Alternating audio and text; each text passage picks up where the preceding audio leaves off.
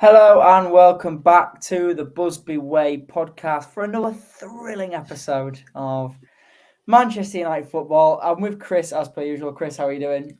Yeah, not too bad considering the state of I football just right can't wait now. for the season to be over.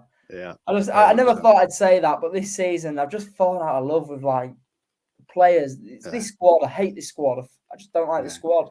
And then, They're obviously, we're coming off the back of that Liverpool City game. Just the quality of football, and just like you go, so ah, sad to watch seeing your two biggest rivals be probably the two best sides in the world and probably going to be the Champions League final as well, which is really, really heartbreaking. But anyway, we're here to talk about our football club, unfortunately. We played Everton at the weekend. A relegation. This is just not a normal Everton. This is an Everton that are battling for survival in the Premier League, which I'd never thought I'd say start the Premier League season. To be fair to them, everyone built them to quite a successful year, but they've really struggled this year. Whether it's just wrong appointments that have caught up to them, or what it is, it's going to eventually catch up. And they've really struggled this year. Manchester United did lose 1-0. Only us could do that. For me, there was a big problem in the players. The players seemed to be playing like it was a pre-season game. It seemed to be like it was a testimonial. Do you think that's potentially an attitude issue, Chris? yeah. I think it's something that we've said before. A lot of the players don't sort of seem hungry. You know, we've labelled it at individuals. I think it was a collective, really, in the majority. Where there was just like a lack of positive mentality, positive attitude, willingness to play. I think they've all sort of jumped on the bandwagon of Ranić's not going to be here next season, so what's really the point? We haven't got a manager to play for. But thing is, we're still in the hunt for the top four. Don't know how, but we still are. There was only Tottenham this weekend who's got a positive result. Um, and they're the side that have played the most games out of everybody as well. So, it's just there's no appetite really, and it's got to a point where it just looks as though they're down tools, and I'm just thinking, well, if these lot don't want it, getting some kids who want it, getting some opportunities out, and try and find a gem for next season because right now I'm like struggling to think of players who look like they want to be there next season. And some are just losing interest or have lost it. And to lose to that Everton side, it's pretty poor. In midweek they conceded 3 goals to Burnley, and I think we probably had 4 proper shots. Granted, I know Pickford made one really good save from Rashford. And to be fair, I'll give Rashford a bit of credit because he looked like the only one who wanted to make a run in behind and looked like he wanted to try and score. And then he gets dragged off, which sort of sums his season up, sadly. But yeah, that Everton side is really poor, and we made them look half decent. If you watch that, Chris, you think we were the team that were battling relegation and Everton were going for Yeah, top four. You think that's the yeah, way it would be? yeah. I think that's a decent assessment of it. And they look like a team with something to play for, even though we still mathematically do and realistically do. Just didn't, yeah. It just looked like a team who were languishing 10th, who couldn't finish in Europe, couldn't get relegated, and were just sort of on the beach, just getting the fitness in for a bit end of the season. But yeah, there's just no appetite. And there's no appetite to go to Goodison Park, where it's not one of the big rivalries, but there is a bit of a, you know, it's a big game whenever you go to Goodison, and just didn't, they just didn't look like they fancied playing that day, and bar possibly one or two like Rashford, who I thought, had his best game in a long time. So yeah, just such another disappointing, draining game to to be a fan for. Yeah, you mentioned there potentially about the top four issue. Personally, you sounded quite hopeful there. Personally, I think we've got no chance, absolutely no chance. But The only way we've got a chance is because everybody else. it seems like that season a few years back when no one else wanted it and everyone was dropping. Do you remember that year when we just managed to creep in? Yeah, exactly. And I think I feel a bit for West Ham because I think they're the only one. They for sure are having a good season and just sort of they're in between European games. So I can see why they've lost to Brentford today, for example. Spurs are obviously on a bit of a run. Arsenal have dropped off. And we're still very much in a position, but it just but no, we should be anywhere bloody near. No. Well, I mean, if you look at it now, I've just got the table up here. If you look at it now, Tottenham are fourth on 57, and we've played the same games as them. So we're 6 points behind Spurs now on the same games. Arsenal are fifth. We've played a game more, and they're 3 points ahead. So they could join Spurs and go 6 points clear of us. So really, I mean, them two, you'd argue it's between Arsenal and West Ham now. Sorry, Arsenal and Tottenham, and it's between us and West Ham for that Europa League spot and conference spot. So would you be happy with Europa League next year? Would you take it? Probably because I think with the right attitude, it's a competition you can win. So, I mean, you could say the same about Conference League. It's all about attitude, these competitions, I think. For Europa League, I think you sort of accept it in the sense that you can be like, okay, fair enough, it's competitive for that top four. But really, I mean, we should still be in the Champions League. But you get you get a bit of credit for winning the Europa League. Some big teams have won it. Some big teams end up in it. So, yeah, and I think it's a good chance to blood some new players, some younger players, especially in the group stages. And it would be, whoever the new manager is, it would be, like I said, a good opportunity to try and win a European title. Obviously, it's not the big one, but it's an okay one. I think it's the best we can justifiably say, because I think if we got in the Champions League, I don't think we deserve it. It's a tough one to justify as getting in the Europa League, to be fair. But yeah, I think if we end up in it, we should have the mentality to treat it like the Champions League and go and win it, because a big club should go and win it, really. Yeah. And we are still a big club.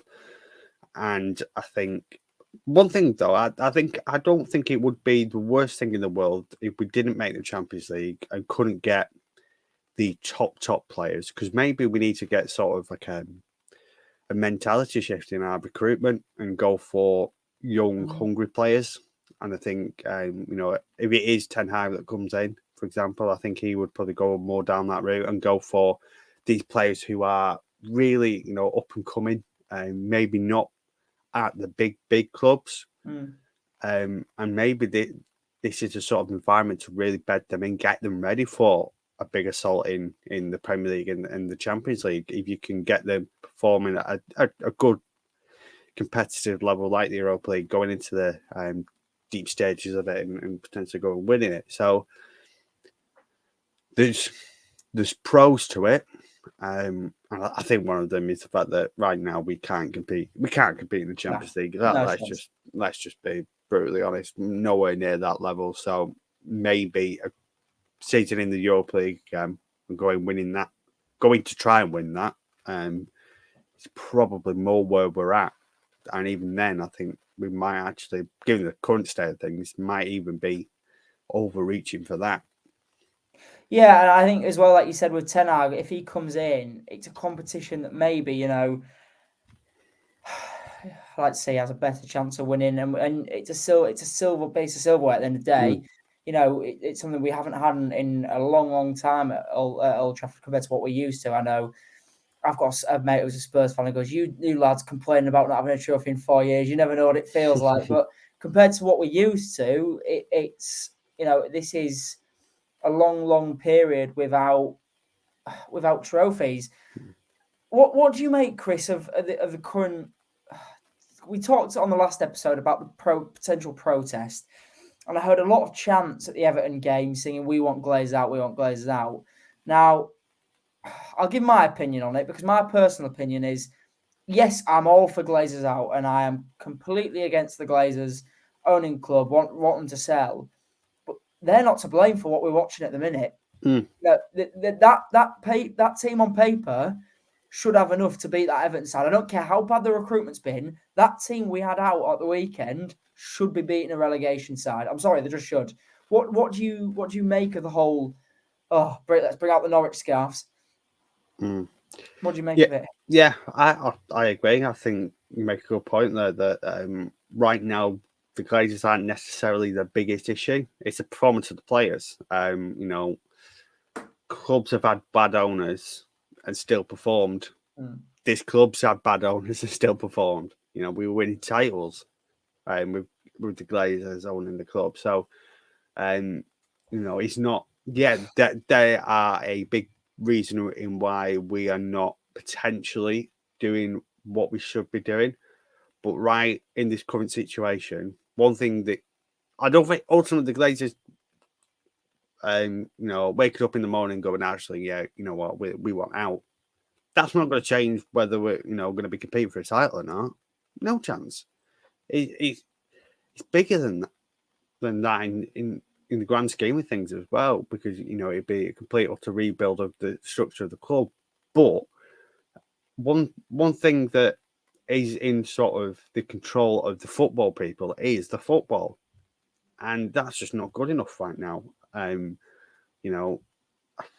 If we had City's owners, if we had Liverpool's owners, Newcastle's owners right now, they'd have probably assembled not too dissimilar a squad, because let's face it, we all thought Ronaldo was a great signing. We all thought Sancho was a great signing. At the time, we thought Maguire was a great signing. At the time, we thought Wan-Bissaka was a good signing. Yeah. Lindelof was highly rated when he came in. Fred was highly rated when he came in. Van der Beek was highly rated when he came in. The list goes on. Cavani. You can go further back to Di Maria, Falcao, etc., etc. Sanchez. None of them have worked. So I'm telling you now, the Glazers didn't go and sign Di Maria, go and sign Sanchez, go and sign Van der Beek. Will have been somebody who done it, because owners generally just sign the checks. Because let's face it, the Glazers do not know who Donny Van der Beek is, do not know who Alexis Sanchez was when we signed him, Mkhitaryan, etc. So those fundamentals have just been poor all the way through, and the performance of the squad we have now is nowhere near good enough where it should be, because, like I said, Sancho, top player, Ronaldo, one of the greatest, Bruno Fernandes, first season and a half, 2 seasons, outstanding, he's faded away now. Maguire's not the player he should be. Even Varane looks a shade of his former self. Tellez, again, has he really cut it? Shaw plays better for England. List goes on. It's just, it's the football's side of things is just really bad. There's nothing positive about the club right now. But like I said, I don't think, like I said, that the Glazers going tomorrow, protesting against them would make us a better football team for the next game. I really don't. So I think as well, until we a fan base throw our anger towards how the players are performing, then will the players actually stand up and realise that we're trying to find a word I can use there, hacked off with them, shall I say? You know what I mean? Because right now they might just fans don't really, they're not too fussed that we're getting beat by Everton. Well, they'll think the season's over because that's the way they performed at the weekend. Yeah, and I think as long as the anger's directed to the ownership, I think the players are getting an easy ride myself. Yeah. So because this squad is the exact same one that threw Ollie under the bus, and they're doing the exact same thing. And you go back, really the succession of the squad since Ferguson haven't really done justice, because let's face it, the squad that Moyes inherited was the same squad Ferguson won the league with. Yeah. So surely the standards surely the standards they had there should have been the same again, and not solely down to this new manager come in, Van Gaal, Mourinho, as well. Yeah, there's just ever since Ferguson's gone, I think player power has taken over a little bit. Not enough good people in the dressing room. We've lost that sort of those stalwarts of that side, even like a Patrice Evra type people who were sort of coming to the back end when Moyes took over. We've lost all those people. No leaders. We've not had a leader for 6 years. Yeah, and it's just got really rotten in terms of the football. And I think we've seen the peak of it now, where there's, like you've said, the lack of interest, lack of intent. Look as though season's over for them, and they don't really care in terms of whether we win the game. Especially when you see him coming out on Twitter. Oh, sorry, we didn't win that one. We'll try better next week. Try better this week. Yeah. You meant won't win the game. You're not trying your hardest this week. What I don't care about next week. Yeah. Next week's next week. Win today is, at the risk of sounding like Roy Keane, it's he's laughable in it, but it's got to a point where there's just it's just end the season, just null and void it.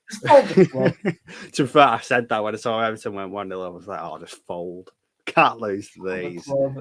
Honestly, it's getting to the point now. It is just dire, and our next fixture we're off to Norwich, and we're going to get beat. This is the thing. Every Man United fan I spoke to before the Everton game said, "There's not a chance we win this weekend." I don't think I spoke to one fan that actually was confident in United beating a relegation Everton side away from home, and that speaks volumes. Yeah, I think as well, when you look at the teams we've got off the top of my head, I think every single one of them's got something to play for. Yeah, and that makes them all dangerous. Although I suppose Norwich are pretty much down now, aren't they? They won today, didn't they? If they beat us, then all of a sudden it's like, hey up. Never know. But they're currently rock bottom. Played a game more than Burnley and Everton, and they are 3 points behind Burnley and 7 behind Everton. So it's a big ask for Norwich, but I still won't be surprised if they. No. Well, in that case, then you mentioned it earlier. Would you give the under-23s a run out in this game? I'd certainly be considering it in the coming weeks because especially we're told when Ranieri was coming in that he was going to be going upstairs in a consulting role, blah blah blah. Surely now he's got to be thinking, right, these players don't want it. Let's give under 23s, these younger players. They did it in Europe a bit, didn't they? Give these younger players a chance to impress. For an unlucky manager who's going to be coming, this is to see whether we think he's got a bit of something. Put him in the team. Let's see how he copes with a Premier League game. It's all well and good playing under 23. It's all well and good playing a random game in the Europa League or Champions League or whatever. You've got to play top level football. Some of them might be able to hack it straight away, and I know. Remember, I can't remember the lad, but I seem to remember when we played a couple of games under Giggs. He gave a few kids. Yes, a couple of them scored. Was it Harrow? Come on, didn't he? I know there was a lad called Wilson a few years back. He's now. Keep talking, I'll find out for you. Keep talking, I'll find out for you. But yeah, there's always one that comes and scores on last day of season and stuff like that. But right now, I don't see. I think obviously Ranieri will have in the back of his mind that we've still got a chance of the top 4, so you've got to play your first team. But certainly once it gets to a point of now that's gone, get these young lads in. Give Hannibal more minutes. Give Savage more minutes. Give I think is it Camacho, who the lad who's been scoring a lot in the under-23s? Yeah, Give him a go. There's obviously players there who are talented. Get them in so we can see more about them, even if it's just thinking for next season. Because it's getting to a point now where we are going to need to start giving a new manager sort of a report on players and giving him something to look at. It's all, like I say, it's all well and good seeing clips of them in the under-23s, under-18s, etc. Stick them in a Premier League game, see if they can cut it. Because let's face it, they can't do any worse than the current crop. So, what's the worst that can happen? Still just trying to find out this. It was in the 2013-14 season, and we played. Trying to find. Was it Hull? Something? Maybe. It was right at the back end of the season. We drew Southampton our last game of the season. I remember that under him, and we beat Norwich. I can't remember who the guy was who scored. Could have been. Let me have a look. 2013-14 season, Premier League. Right at the end. Here we go. Right, it was Wilson. Yeah, Wilson. Mm. Yeah, Wilson scored. Yeah, that was the year Januzaj broke onto the scene as well, I think, wasn't it?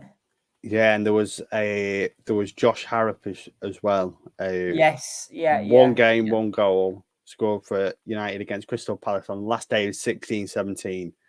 And he's now at Preston on loan at Fleetwood. So, yeah, I mean, to be fair, not all of them make it based on that. No. Because the two players we thought of, and now looking around in League 1 and 2. I always remember that one lad who came off the bench in the Cup, and he was supposed to be like the next big striker. Came on, touched the ball twice, and with his second touch, rattled the crossbar and pulled his hamstring in the process, and we never played again. I remember him because he was supposed to be. That might have been a Wilson as well, actually. I think. I think that might have been Wilson. I can't remember, but it was. I remember he was. He looked some player when he came on, but then he pulled his hamstring. But anyway, completely digressing. Next game after that is the big one. Now, how many do we get beat by? Based on what we saw today, 6, 7, 8. Yeah. I mean, in all seriousness, the Liverpool win the game if they turn up. Yeah. Really. And ultimately they will because they know they have to win every single game and hope City drop points. I mean, to be fair, I thought City could have had 4 or 5 themselves in the first half today, which makes you think, United, if they have anything about them, could get something because they play such a high line to Liverpool that you can get in behind with Sancho and a Rashford, but I'm sure we'll play Fernandes and Pogba up front again. So, what changes do you make to that team? Would you play 10 defenders? 3 goalkeepers, maybe. Yeah, maybe. Serious, in all seriousness, what changes do you make to that squad to try and get it to work so we don't get absolutely trounced another 5-0? Well, I think if these are true Manchester United players, all you need to say to them is, you can stop Liverpool winning league here, lads. Yeah. Simple. Because I think, if we get the win there, then that damages the title no end. Because I think, the fact that we're awful and one of their big rivals, if we turn them over, that mentally ruins them, and I think that's the title done because I don't think they'd recover from that. Whereas if they thrash us, they'll kick on. Yeah, and it would be a Herculean effort for anybody to beat Liverpool or City right now. It's too good. I think.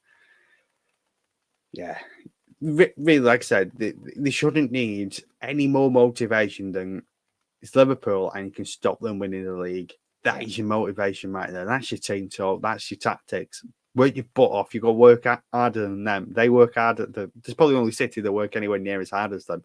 You've got to somehow match them. And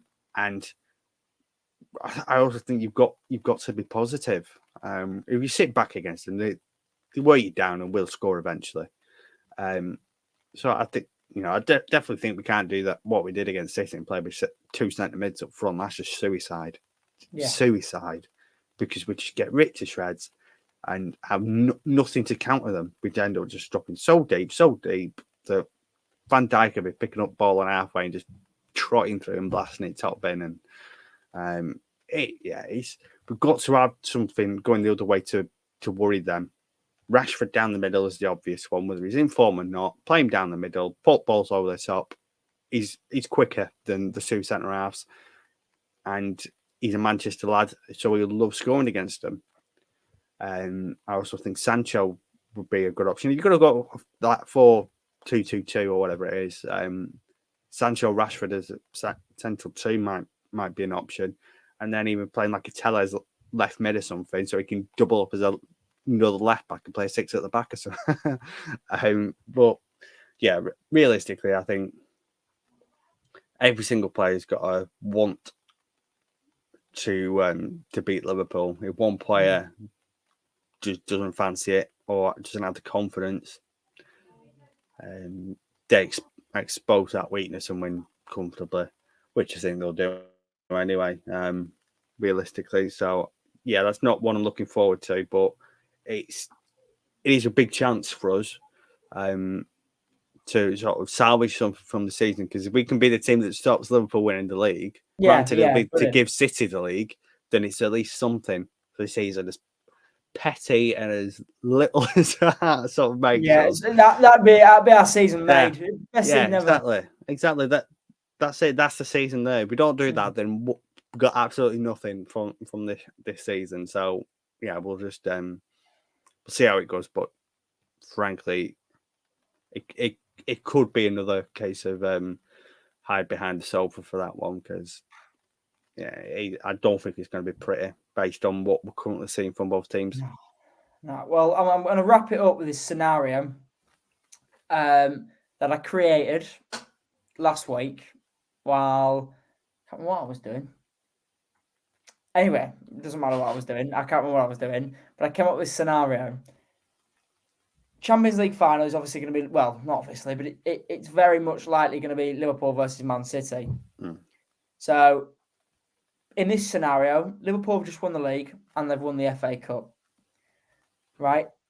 Who do you want to win the Champions League final? Do you want City to win their first one, or do you want Liverpool to win the quadruple? Because that is a realistic scenario we could be sat in when we come to May and on my birthday. That could be a scenario that happy birthday. Could be sat in. As much as it would pain me, I'd probably have to say City win the Champions League, because the thing would be, Liverpool's treble wouldn't be our treble. No. And it wouldn't be a quadruple, which, is the only thing that would better a treble. So therefore, it would still be a season it'd be their greatest ever season, but it still wouldn't be as good as ours.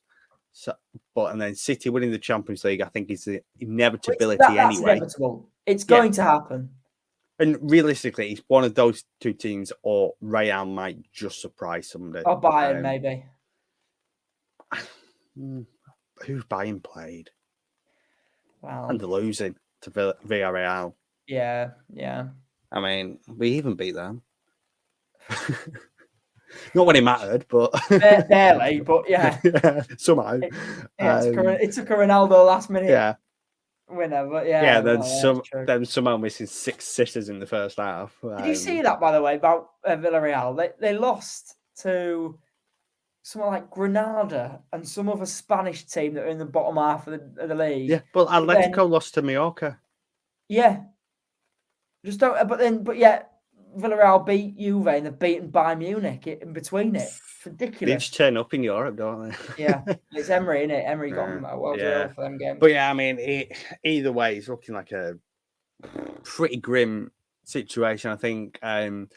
It's sort of thing that's gone through my head a few times, sort of which combinations feel less bad. That is the worst possible scenario, to be sat in that Champions League final watching that. I mean, what I would say is, I think the better situation would be City League. Yeah. Somebody else the FA Cup, obviously. Who win the Anybody can win the FA Cup. Chelsea. Oh, Palace. Yeah, Palace. I would love Palace Palace to win it. And you know what? It wouldn't surprise me. They're How doing great all would right. How great would it be if Liverpool ended up in all the finals and only won one of them?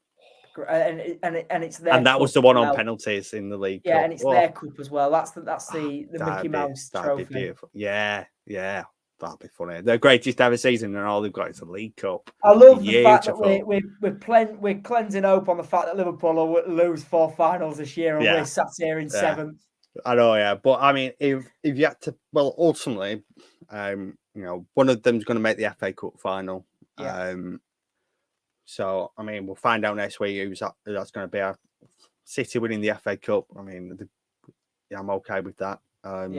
Liverpool winning the FA Cup. I'm okay with. I'm not okay with City winning the FA Cup because it could be a vice versa situation where City win everything and they get to they could win a treble, couldn't they? Yeah. So basically, I think the we scenario want them both to go out that FA Cup. That's basically what we want to happen. If it's going to be one of them, I suppose it's got to be whatever combination they don't get afterwards. But yeah, I mean, in terms of Champions League, Premier League, I think we go City, Premier League, Liverpool, Champions League. Neither of them FA Cup, and I'm happy with that. I can live with that. I can tolerate that. What a way to end! What a way to end! Let's end it on that. Let's hope the demise of the clubs. Oh dear. Right, yeah, we'll wrap that up, Chris, because to be honest with you, Man United talk at the minute is just it says a lot where we've cleansed hope on the fact that they've won. We genuinely spent the last 5 minutes working out the best scenario for other teams winning competitions. I mean, well, let's just say the best scenario is Palace or Chelsea winning FA Cup and Bayern or Real Madrid. Champions League. That's the beautiful scenario. The league doesn't matter. Yeah, and somehow Chelsea managed to... Is it even mathematically possible for Chelsea to squeeze their way into the title? I mean, to be fair, they would have to be like match fixing or something from the other teams. It would have to be a massive scandal. Premier League table. Yeah. Chelsea are currently on 62, which is 11. They've got a game in hand, so they could go 65. And that would mean there were only 8 points behind Liverpool and 9 points behind City. So it's doable. It's doable, but it ain't happening. Can you imagine if Spurs win the league? Imagine. Nah, even that's ridiculous. Spurs might win league before us, yeah. Don't say that. Yeah. Maybe we should have got Conte after all. Yeah, it's us saying after all that. Us two being football experts sat on here going, Conte's not for us. Conte plays awful football. We won 5-1 and 4-0 in the last 2 weeks. And he's got his the form front three. Kulusevski looks absolutely immense. Son's at his best. Harry Kane looks like the best striker in the world again. But yeah, what do we know? Conte plays still football. For the club, please. Bring back the Super League. At least that was at least that's what we might be in. Yeah, at least that made us, that put us in the top echelon. Made it sound like we could compete. Now we're fighting over 7th with Wolves. What is this club? Anyway, let's end it there before we end up going down a rabbit hole. Thanks for watching. Make sure you check out all the content on the local TV channels, not just on the YouTube, but on the Facebook and Twitter too. It's not just football. They do other stuff as well. And you won't just be Manchester TV. There'll be other, if you're watching from a different city, you probably will have a local TV channel. Check it out. You can do research. Just go to the local TV website and you'll find it. Thanks, Chris, as per usual, for joining us. And let's hope we lose 2-0 to Liverpool on Tuesday and not 5. Thanks for watching.